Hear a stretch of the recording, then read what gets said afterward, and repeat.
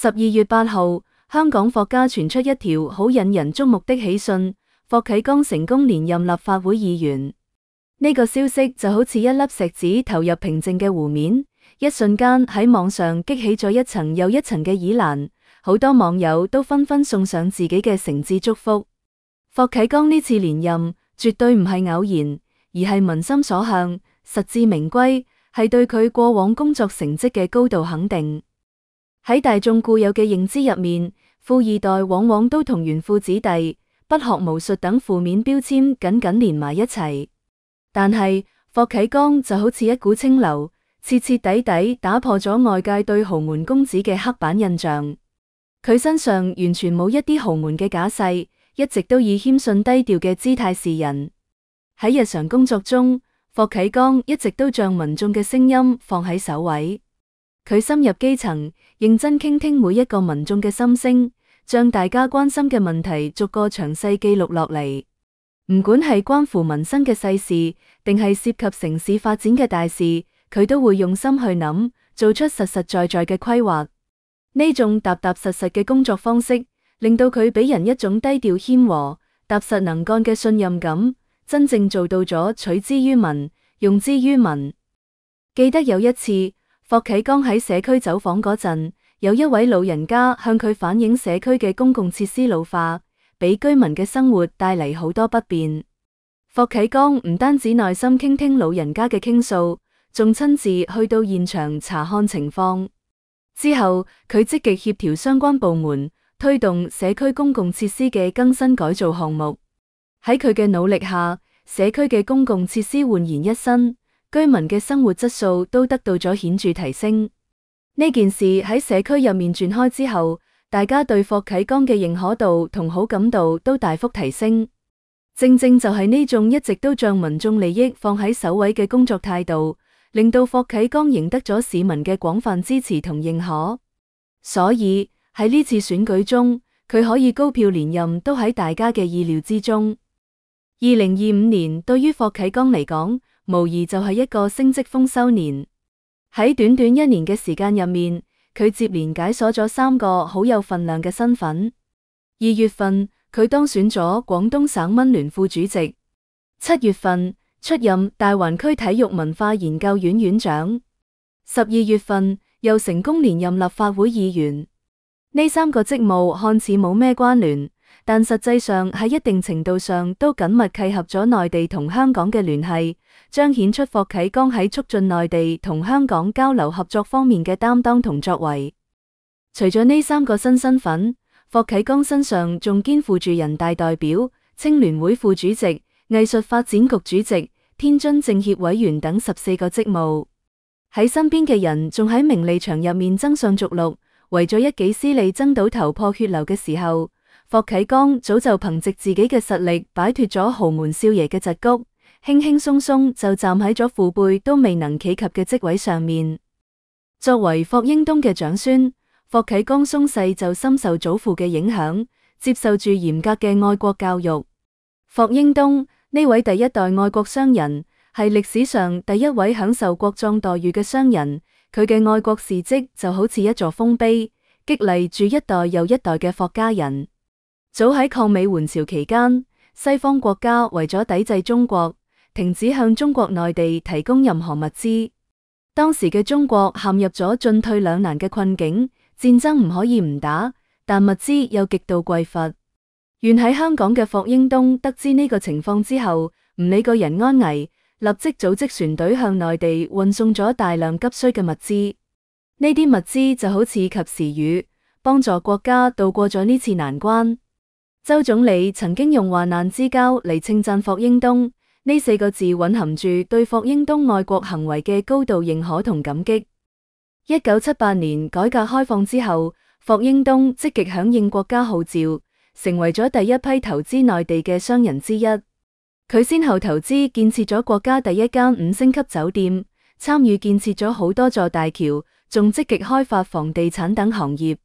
呢啲項目唔單止極大促進咗內地嘅經濟發展，仲為外資進入內地提供咗寶貴嘅示範同經驗。之後，霍英東又將目光投向咗中國嘅體育事業。為咗支持北京奧運會申奧，佢四處奔走呼號，周旋於國際體壇嘅各個角落。佢利用自己廣泛嘅人脈同影響力，為北京申奧爭取到好多寶貴嘅支持。同時，佢仲投資建設咗水立方項目，為北京成功申奧作出咗重要貢獻。除此之外，佢仲設立咗霍英東體育基金會，獎勵優秀運動員，資助體育科研項目，為中國體育事業嘅發展培養咗大量人才。然而，遺憾嘅係，霍英東並冇堅持到2008年奧運會開幕。2006年，霍英東因病喺北京去世，享年84歲。冇能親眼睇到奧運會開幕式，成為咗霍英東此生最大嘅遺憾。但佢嘅愛國精神就好似一粒種子，喺霍家生根發芽，代代相傳。得益於霍英東嘅影響，霍震霆同霍啟剛都繼承咗老爺子嘅愛國思想，一家三代都係愛國商人。呢種精神內核成為咗霍啟剛走上政界嘅堅實基石，亦贏得咗兩岸民眾嘅好感同支持。讀書嗰陣，霍啟剛就展現出非凡嘅才華同毅力。佢以全 A 嘅優異成績考入咗全世界著名大學，而且仲獲得咗經濟學同管理學嘅雙學位。松牛津大學畢業之後，所有人都以為霍啟剛會順理成章咁返到香港接任家族企業，開啟佢嘅商業傳奇之旅。然而，霍啟剛嘅選擇卻出乎所有人嘅意料。佢冇選擇返到家族嘅溫室，而係毅然決然咁加入咗其他公司，從底層員工做起。佢深知只有從基層做起，先可以真正了解企業嘅運作流程，積累到寶貴嘅實踐經驗。喺工作中，佢唔怕辛苦，唔怕累，虛心向同事同前輩學習，不斷提升自己嘅能力。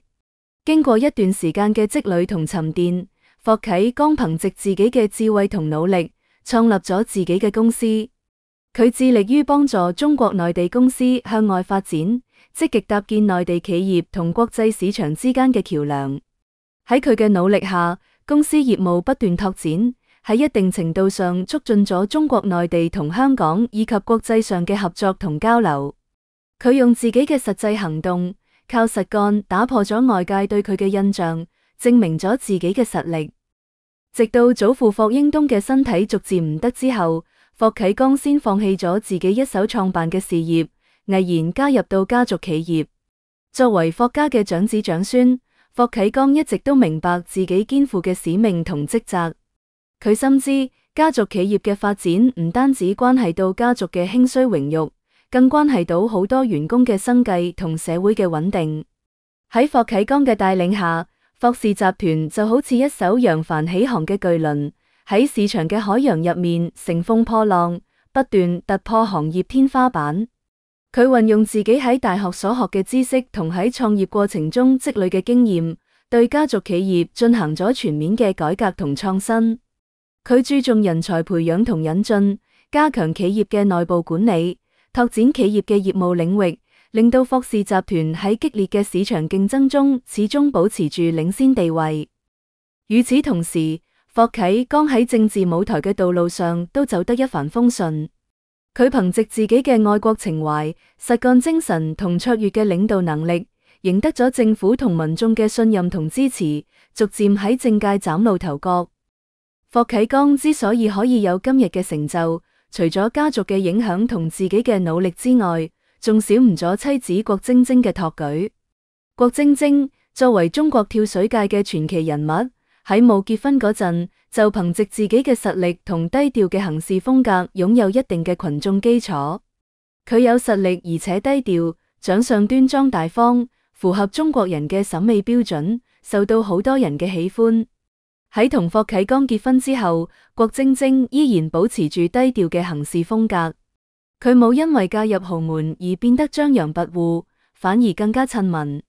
佢經常着住樸素嘅衣服，同霍啟剛一齊出現喺各種公益活動中，同民眾親切互動。